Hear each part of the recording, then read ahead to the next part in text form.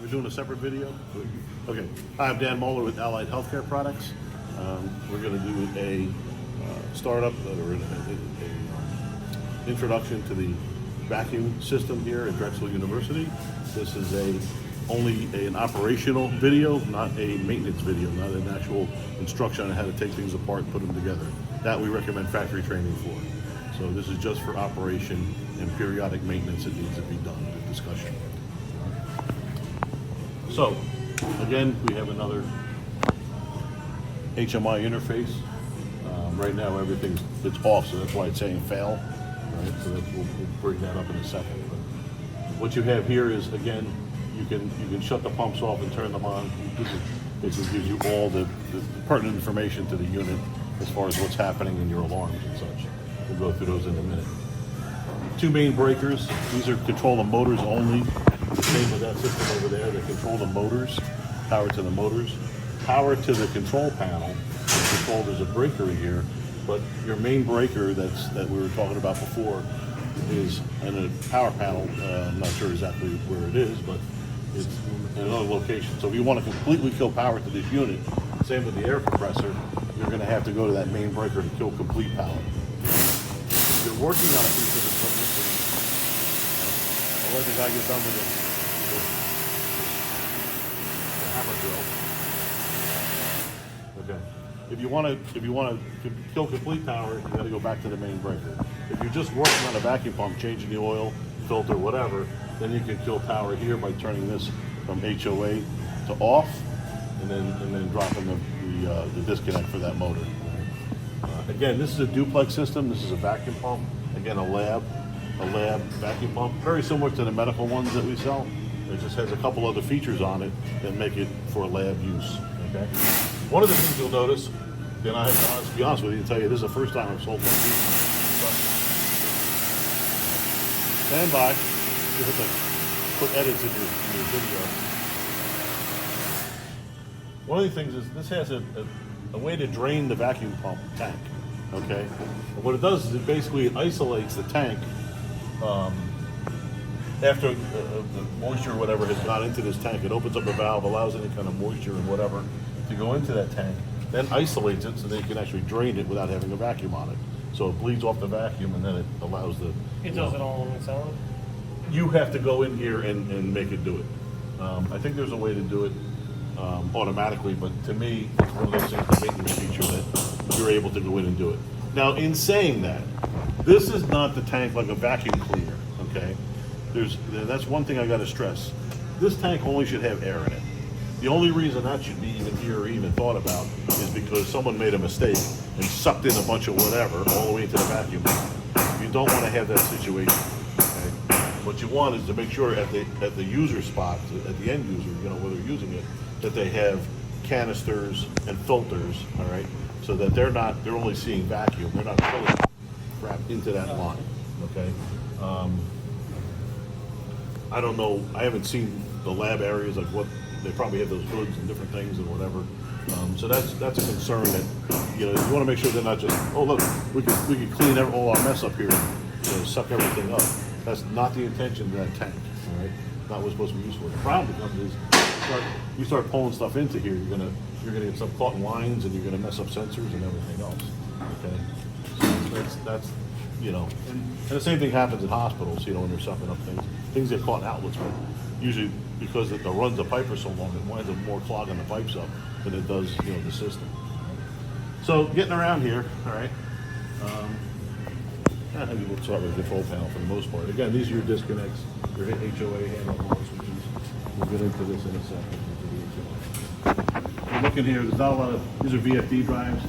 There's not a lot of user serviceable parts in this thing. It's got one, if this were medical, you'd have two transformers, but it's lab, so you got one. That transformer drops the voltage down for the controls. You can see there's not a lot of controls. The PLC and VFD drives. Not a lot you're going to get in here and service. There's really nothing in here that you're going to get in here and play with unless you do, hit a reset on the breaker or reset one of the VFDs. But disconnects. That's about all we. This is the vacuum sensors down here. Okay, that's the vacuum sensor. Here, I'll let you get a video of that. Again, manuals are under there. All right. If you want to keep these filters, again, like the other unit, you want to keep these filters filter clean. That doesn't have VFD drives on it, but VFD drives tend to draw heat because when they're slowing down, they're trying to offset that current with heat. So this has got a fan that stays on all the time, so it's blowing air, it's sucking air through. You know, this one pulls air through across the drives. So you just want to be conscious of the fact that you know keep the thing clean.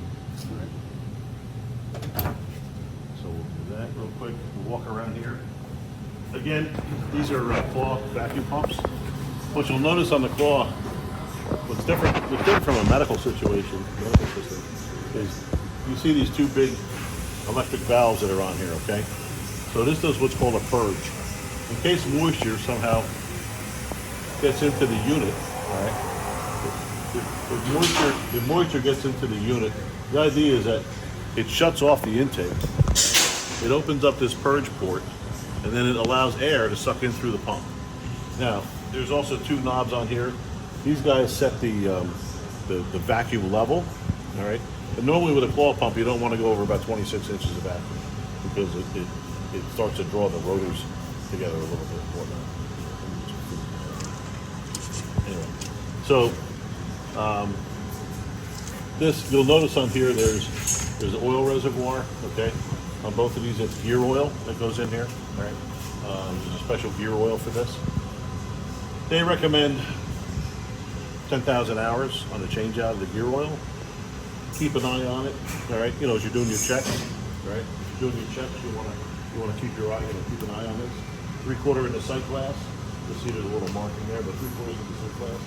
Now, I'll go back to what I did, sir. I just changed the angle there, change it out. Because it's just, I think to me it's more prudent. I mean, the book says 10,000 hours, but it's like anything else, right? This does have little grease points for the motors. So, every 6 months, a little shot of grease. And again, the good thing about VFDs, they're a little more complicated, but you're going to notice the pumps run really slow until they need vacuum and they pick up speed. So you should have minimal wear and tear, where a standard pump, when that thing turns on, it's instantaneous and it's banging that pump all the time. There is a coupler in here. This is a direct drive pump. All right, unlike the belt-driven air compressor, this is a direct drive. There is a coupler in here. I would say annually, you pull the motor off and take a look at the coupling and make sure the coupling's in good shape and nothing loose. Okay? You can sort of see it through the access here if you take these off, but you can get a flashlight here and take a look at it, but sometimes people take them off. Probably like every 3 years you change the coupling. All right. Intake filter, again, these are your intake filters. All right. One here, one for each pump. I'll be honest with you, it's a Donaldson filter. So again, annual change out of the filters. Vacuum gauge, another drain port in case the other thing doesn't work. You just manually drain the vacuum if you had to. But again, I stress on the fact that there should be nothing with air in it. It's an air regulator. It does have a three-way bypass on it, so that you can isolate that tank from the rest of the system if you had to do that. All right. If you look at this unit, this is the drain port for that oil. Right? This is the drain port. This is the fill port up top. Basically like a refrigeration compressor. When you're pulling a vacuum, it's where you open up, charge the system up, you pull the moisture out. Basically, that's what this is. Yeah, well, when it does the other thing, yeah. Right, but I'm saying it's basically the same theory. Yes. Where was I going? You're gonna. One thing I have to caution you on is if this gets hot on this side here, you'll notice there's a warning sticker that says, surface hot. Okay, that's not a joke. This does get hot because of the claw pump. Because here's the thing: there's no in the claw unit, unlike an oil sealed unit, there's no oil. Oil doesn't lubricate the claws. It only lubricates the gears that drive the claws. Okay? So an oil seal pump uses oil to help create the vacuum, which is completely dry inside. That's why you can use it with oxygen, so something like that, right? Where the gear oil, so there's only about a quarter gear oil in this. There's not a lot of gear oil in it. Just to keep it to lubricated. keep that unit, right, to keep the drive unit portion lubricated, exactly. All right. So that's one thing to be constant of, but, so it does get hot, you know. What is it coming off drive? these What is it? What is that? It looks like two claws. So is it like a rotary type deal? Yeah, or- actually, if you look in the book, you'll see it, yeah. Okay. I'll show you the picture in the book. Internally, it's like two claws. Okay. Right? And they do like this, you know, the way they rotate, they interlock. Yeah. Right? So they kind of intermix with each Rotary. Yeah, Basically rotary. rotary. And then they draw the air in the middle and come out. So Or scroll. Or scroll. They call well, it. scroll looks like a pinwheel. Pinwheel, right? Yeah. Scroll looks like a pinwheel. These are like two claws. Two claws. That's what we call claws. Like a blower on top of a car. They go into intertwined. Well, the blower would be more of the scroll. Scroll, on the right. Turbo, right? That's a scroll kind of thing. Because it's sucking, it's pulling air in and then forcing it down, right? Right. Okay, so I mean, there's not a lot to these. I mean, we pretty much went over the basic maintenance of these units. Again, and I would say, here's the thing, after several, 10 years, these things last for quite some time. You know, have it sent out to rebuild.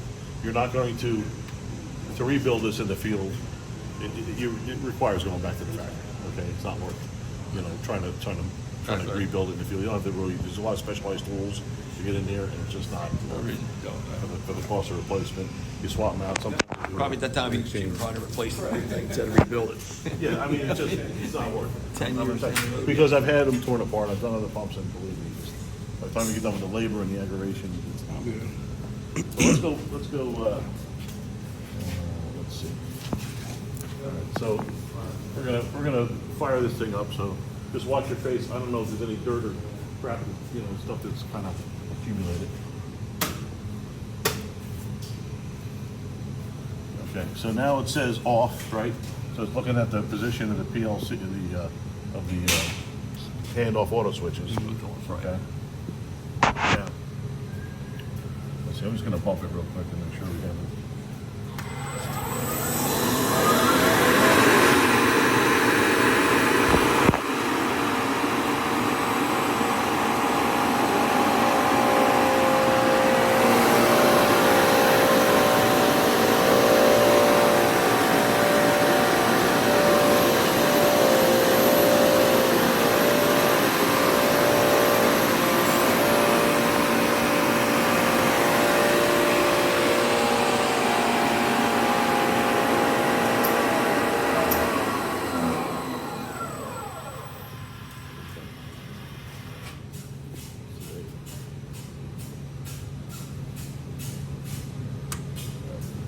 So during normal operation, we leave them running, okay? Just leave them set in auto.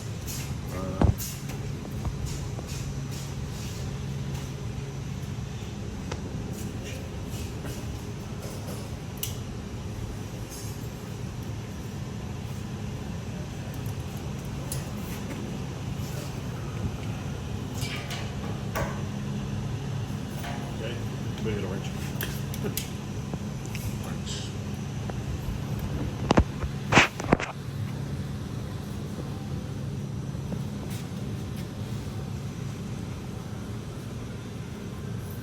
It's sitting there pretty good.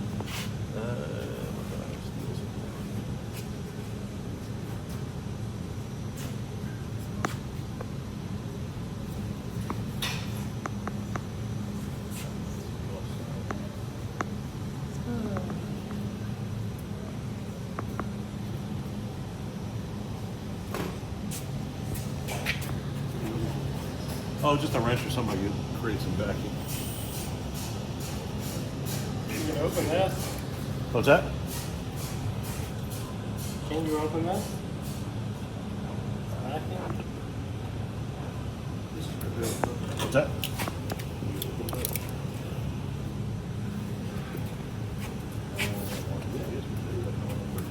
Well, I don't know what they got. Anything under test, do we know? I don't know if there's anything under test.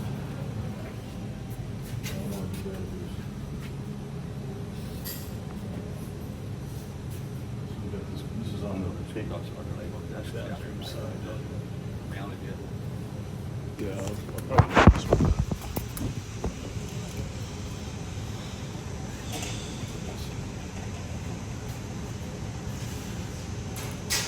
That's what I noticed. this here one Yeah. over here.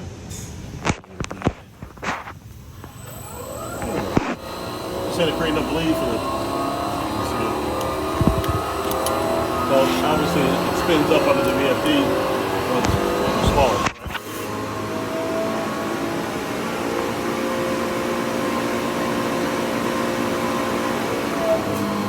Now as I close up my little port, it starts coming down.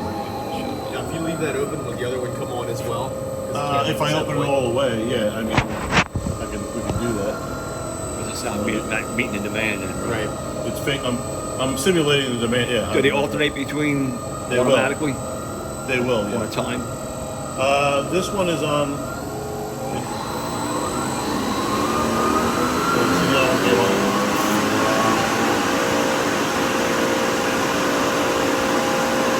I don't know which one.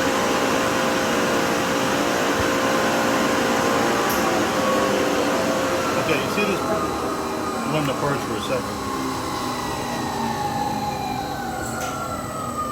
Is that because you're building too much up? Purge. What happens is the purge mode, I turn down, there's a timer in there, I go in there and reset it. I turn down the purge when I'm doing the startup so I can just run stuff and keep it going. I guess then everyone back and reset it. You can set the amount of purge. What the purge does, as I explained before, it closes that main valve, isolates the pump from the system so that air, it opens up the other solenoid and air gets drawn through the pump to dry the pump out in case there's any moisture in it.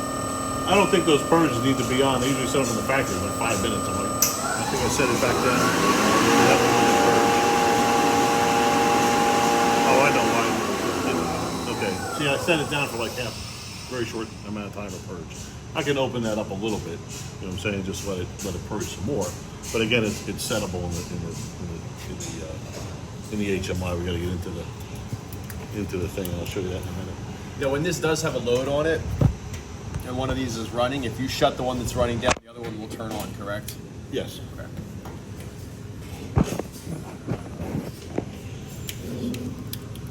So let's see here. Quick. And again, with the vacuum, as far as you're you're checking, you're coming down, you're making sure nothing's broken, any noise, crazy. You heard how it runs. You're going to hear it slow down, speed up depending on demand. Anything outside of that normal kind of operation noise is cause for concern. Let's see here, set up. Now I got to go to my cheat sheet with the passwords. Let's see.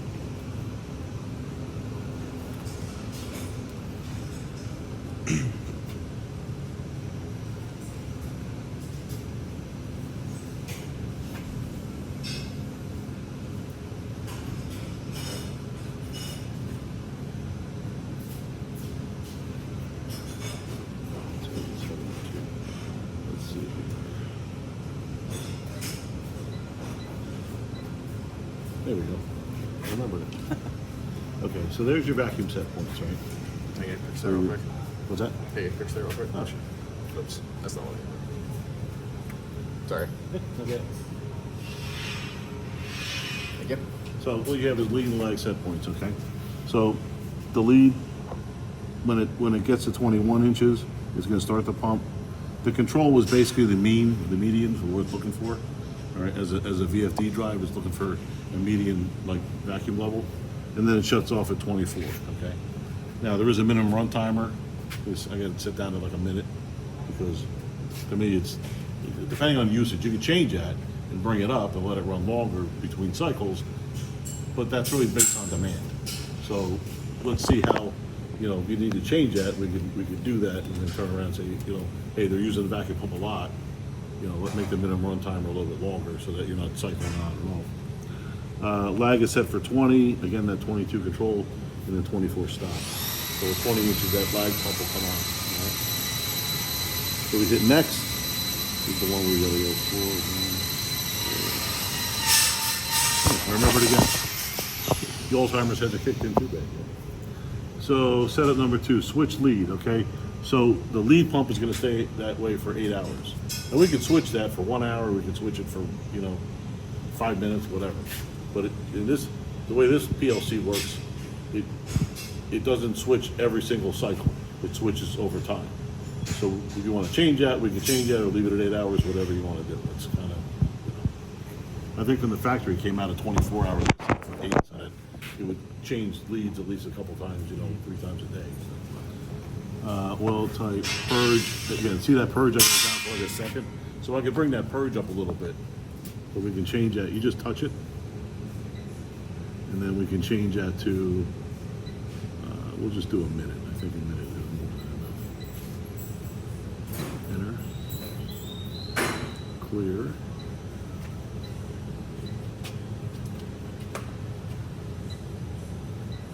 All right, so now the purge is a minute. Equalize, I would say that should be, we'll clear that. We'll go to a minute as well.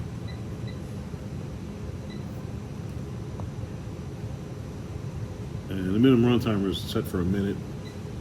I don't know, if you want to leave it in a minute, we can leave it in a minute, or you want to jack it up, we can go a couple minutes on that.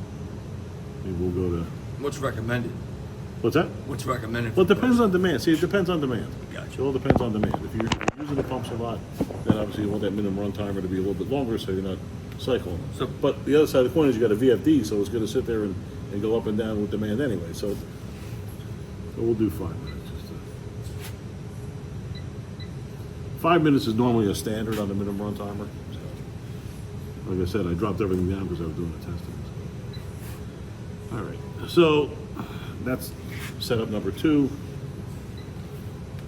This one you don't even mess with because it's hour meters. But here is how you reset the motor start, like the maintenance hours. Okay, so if you look, it says reset and reset the hour meter. So when you do your maintenance, you reset it. All right.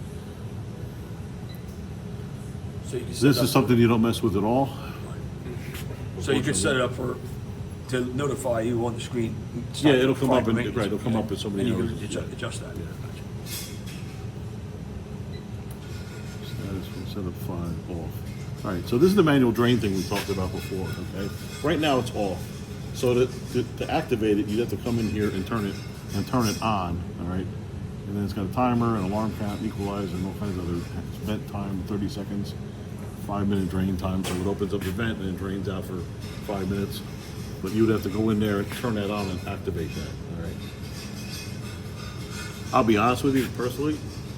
I mean, I think that it's a great feature, but it's one of those things that you really only need to do it in case you know that someone has, made a major malfunction and pulled a bunch of moisture and nonsense into your piping, and you're going to check it. I mean, any other time, like I said, there's only the air in that pipe, but you're going to know real fast if it says, oh, I sucked in, whatever, chemical or something, then you're going to want to come down here and make sure. But a lot of times, a lot of stuff gets pulled into a vacuum system. It winds up laying in the pipe forever until it gets pulled finally all the way back. So let's see.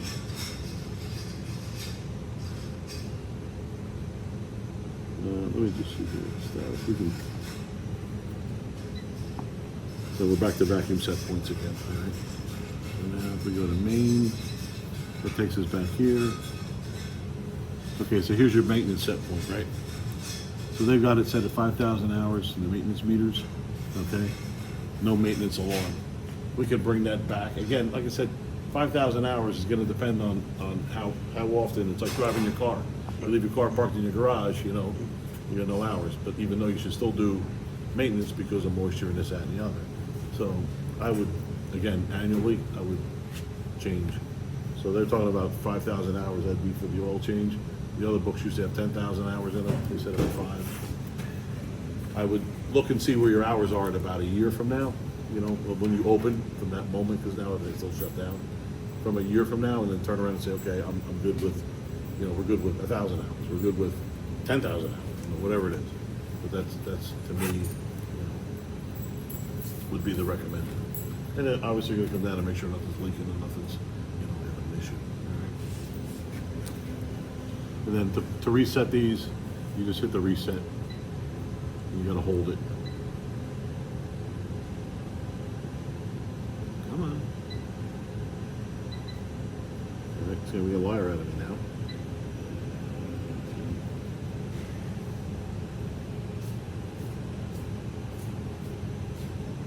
Okay.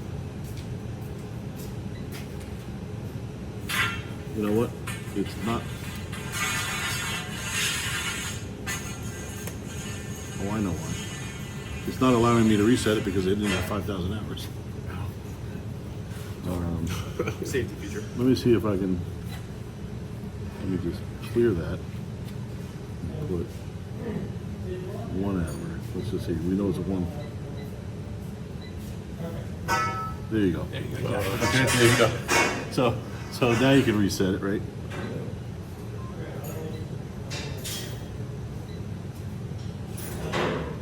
There we go. You gotta hold it for like 5 seconds.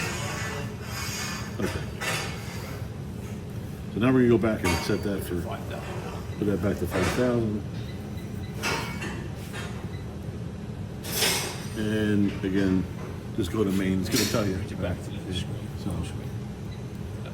and now you're back in automatic.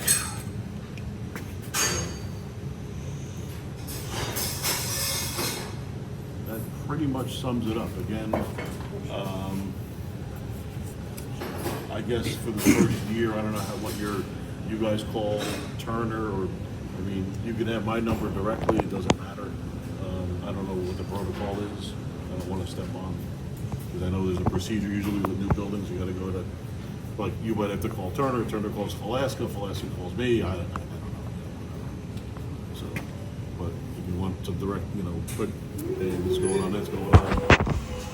I don't have a problem with it if your company doesn't have a problem with Alaska. Doesn't have a problem. So, of course, I didn't bring cars with me, so I had them out in the car. You guys have, so here's the question and answer session. We can't get into it with the air compressor right now, but it's got a similar setup. The HMI is similar, so you get into the different touchscreens and you do your maintenance, and it comes up with maintenance. But what we'll do is, once they have power, I'll come back out and we'll go through the air compressor. You know what I'm saying? I think that's, obviously we didn't know that someone's still working. So. Any questions? I assume, because obviously you guys you have multiple buildings, you've probably seen similar systems. You probably have. The domestic pumps the same way. And a lot of that's Yeah, they're all run the same basically to control. Yeah. So I mean, it's just the fact that it's a vacuum It's system. just commercial pump or I'm whatever. sure you got other units that are 10 times bigger and much more complicated than these. For my purposes, Yeah. just got a couple things, and I don't know, once these guys are gone, if you get a few minutes just to run through a couple things. We got most of the functional testing stuff done, just in the course of what you just did, but just a couple small things I need to look at, but these guys can take off for that, so. Cutting off.